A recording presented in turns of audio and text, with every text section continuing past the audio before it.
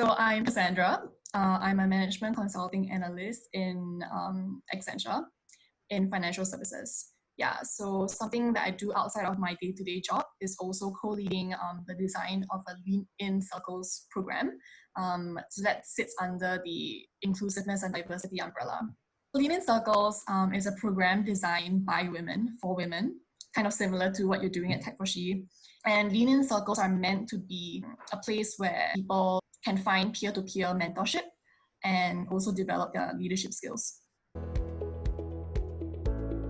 Okay, so more on what I do. Personally, the projects I've been on, they required me to do business impact analysis, target operating model redesign, process improvements, and currently the project I'm on is about gathering requirements to build and implement an MVP tool.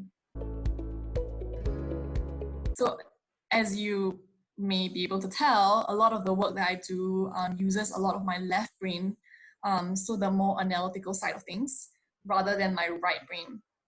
So I haven't gotten a chance yet to do work that is more innovative, that is more design-centric, which is more creative. So part of the reasons why I wanted to join the Tech4She community is because this would allow me to pick up skill sets that would develop my right brain a bit more. Apart from the one I mentioned earlier, to develop my right brain more, was also to make use of this experience with Tech4She in order to find a project in Accenture which also requires me, to be more creative. So I'm hoping that in future projects, I'll get to work in an agile team.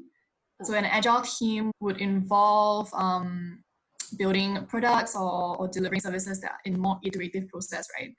Yeah, so I'm hoping that I would get to work in such an environment with such a team. I actually signed up for a course later this month on scaling the agile framework. So something on agile training. Yeah, and I'm also hoping that after I take this course, get a certification, coupled with the skill set that I've picked up with Tech4She, I'm able to find a project in Accenture that involves more of like designing customer experiences and finding ways to help. The Tech4She has a program that pairs tech enthusiasts with a startup in Singapore. So my team of four, we were paired with a startup called Marcall, which is a platform that allows freelancers to search for digital marketing work, and also for businesses, small businesses, to also look for these freelancers to get their digital marketing campaigns and whatnot running. The project I was on is Project Escrow. So our team focused more on tasks such as UI design and UI design for the flows, for the user flows leading up to the escrow system. So we created user flows for the Martian and a business point of view, showing the interactions between the two parties on the website before the electronic contract is being signed, and during the process in which the engagement is ongoing. What sort of view would the Martian and the freelancer see? What sort of view would the business see? And after the engagement has ended. Yeah, and UI design in terms of building the UI of the website in incremental fidelity based on the wireframes that we had designed. Overall, I felt that it was a good learning experience on Project Escrow because I really love working in a team. I truly believe that working in a team can help you be more accountable for the work that you do, and also harness the collective power of everyone's different skill sets. So in a team of 4, we have 2 mentors, which were Kay and Maeve. So they are more experienced in UI UX design. And then there was Kim and myself, who had no knowledge, zero knowledge of UI UX design before we joined the project. So you can imagine how steep this learning curve was for us. We still went head on into the project. And the great thing about the project and why we managed to successfully, deliver these designs to the client was because we had the support. Kim and Maeve were very supportive, not only in providing us with design-specific advice, but also on linking us up with resources to help us, explore more about UI UX design, even outside of the that project. Yeah. I guess what really helped is looking at the job portals or job sites of other businesses and seeing how they design the UI UX from the business and from the freelancer's perspective. So looking at real life examples and seeing what has worked for them also helps Kim and I in our designs. So I split the feedback that they provided into two different buckets. So the first bucket is general feedback and approach in terms of designing. And the second bucket I categorized was feature-focused learning points. So for example, right, the general feedback on and approach in terms of designing was consider which screens you want the pop-up to be on, or if you want to just redirect the user to a different page screen. And also to consider how the user can keep track of their progressions as they complete the different tasks involved in delivering their engagement. And consider and provide the user with different routes and exit points to not pressurize them into doing one specific action. And something more feature focused was, for example, collapsing and expanding information. So how do you want that to be shown on the screen such that there's not too much information that's cluttered on the screen, and the user can easily navigate and understand the information that they need at first glance. And making use of like more icons instead of just putting text boxed up. And another feature focused learning point was on uploading documents. So how will the screen look like after you upload the documents? What if the user wants to re-upload the file? You must provide them with that option as well. And also allow the user to have like a preview of the file before they press submit.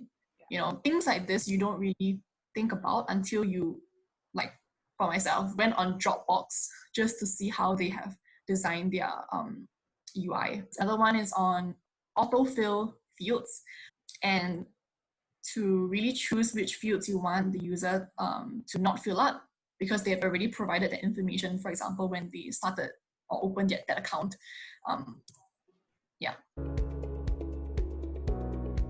To join a community, it is really to be immersed in a community that lives, speaks, breathes tech. To firstly get influenced to explore different types of tech, and to inspire you, even if you don't have any background, to go and try and pick up some of these tech skills.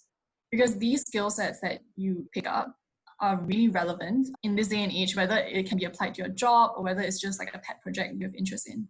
And be involved in it as well. So hands-on experiences and applying what you learn will always be the most effective way for me to learn things. It's not from like reading books. I mean, yeah, probably that helps, but if you don't really have time, what you would do is to really try and be part of a project which forces you to be involved, forces you to be accountable, forces you to learn, in that small space bubble. I would try to eliminate this pandemic so that businesses, people won't be so impacted by it. The practical things that we can do, which I've seen Accenture doing, is to form a task force for COVID response. So Accenture set up this task force, I think, really quickly to help our clients with their business challenges as a result of this pandemic, and to help them to strategize ways in which they can, reduce the impact that this pandemic has on their systems, on their operations, on their customers and their customers' experiences. And the impact on their supply chains, impact on the ways of working, because now most people would be working from home, working remotely, right? So I think these are really practical ways that businesses like Accenture are doing to help combat in their own way this virus. And pretty much.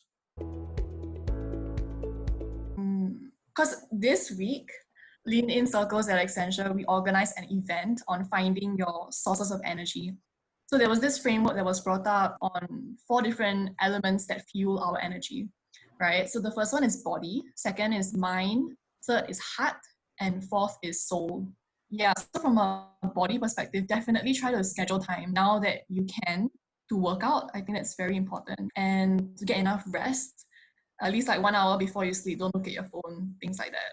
From a mind perspective, on the point of like learning, right? So now online. There's so many ways that you can pick up new courses. You know, you don't have to be physically near each other to accomplish these things. So really use the time to pick up new skills. Think about which area of expertise you want to develop and what skill sets can help you to achieve those goals that you have. Yeah. And in terms of the heart, connect with people. I think because now we're all like physically distant, right? So it's really important to connect with people. If you're working, then connect with people in your team.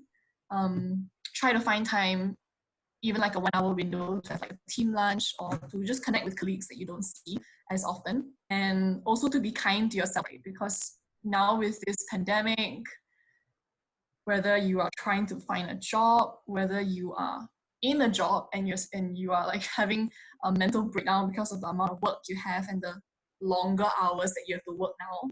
Yeah, so be kind to yourself and remember that like you should put on an oxygen mask first before you help others. So really take care of yourself and give yourself time to rest and to reset. Yeah, over the weekends, I think that's very important.